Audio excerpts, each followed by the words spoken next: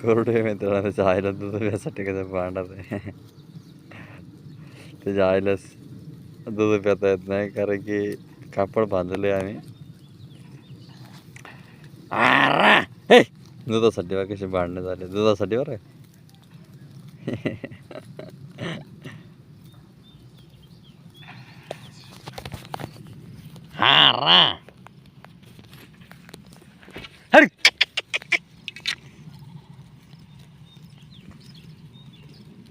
कसं भांडते बघा दूध पिता येत नाही त्याला त्याच्या आईला.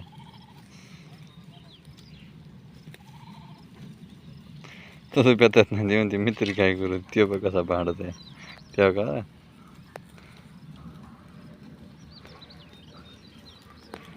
तेव्हा का तेव्हा का. हारी